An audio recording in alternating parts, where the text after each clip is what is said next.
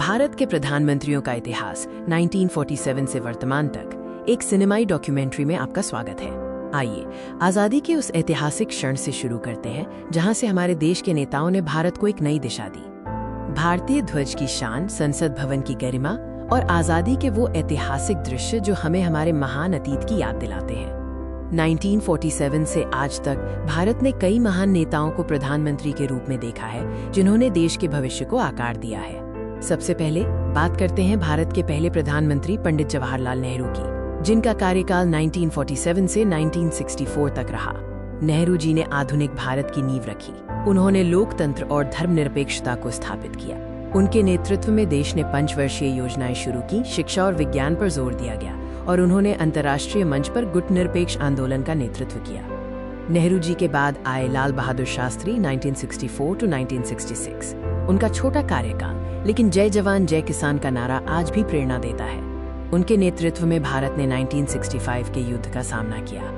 Indira Gandhi 1966 to 1977, 1980 to 1984 Bharat की पहली महिला प्रधानमंत्री बनी। उन्होंने 1971 के युद्ध में निर्णायक जीत दिलाई, लेकिन उनके कार्यकाल में आपातकाल इमरजेंसी भी लगाया गया।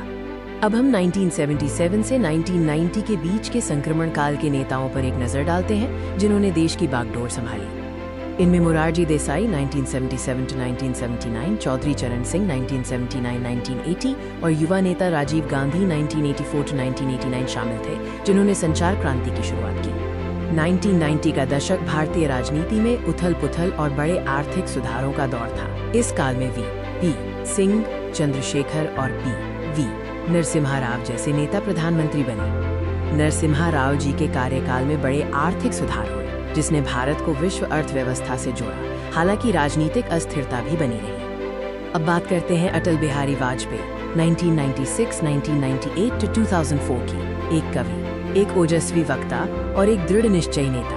उनके नेतृत्व में भारत ने पोखरण परमाणु परीक्षण किया और स्वर्णिम चतुर्भुज जैसी महत्वपूर्ण राजमार्ग परियोजनाएं शुरू हुई, जिसने देश को जोड़ा। वाजपेयी जी का युग भावनात्मक और प्रेरणादायक था। उनकी नीतियों ने भारत को एक नई पहचान दी।